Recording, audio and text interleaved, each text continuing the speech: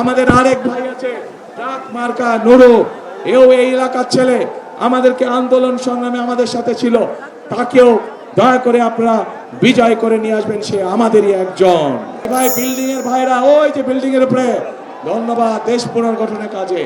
রাস্তার মধ্যে যেই ভাইরা আছেন, আপনারা আছেন আমার সাথে, ওই যে ছাদের উপরে আছেন, দেশ পুনর্গঠন ইনশাআল্লাহ। ধন্যবাদ সকলকে।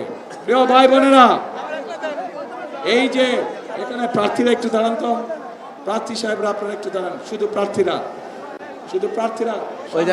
নুরু এটে রাখলো যায় আগেই, এ নুরু থাম।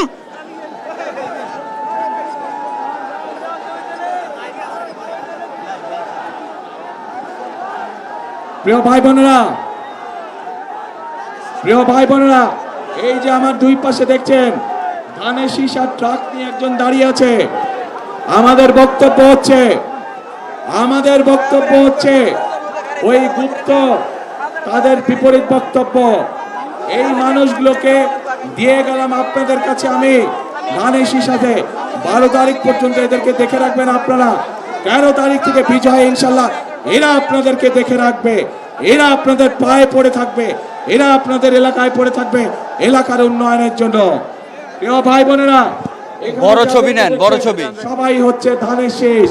ধানের শীষের সাথে আমাদের আরেক ভাই আছে ট্রাক মার্কা নুরু, এও এই এলাকার ছেলে, আমাদেরকে আন্দোলন সংগ্রামে আমাদের সাথে ছিল, তাকেও দয়া করে আপনারা বিজয় করে নিয়ে আসবেন, সে আমাদেরই একজন।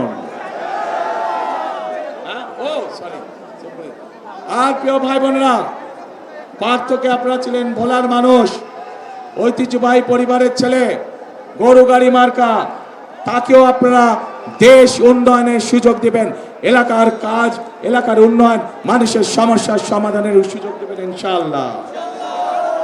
প্রিয় ভাই বোনেরা,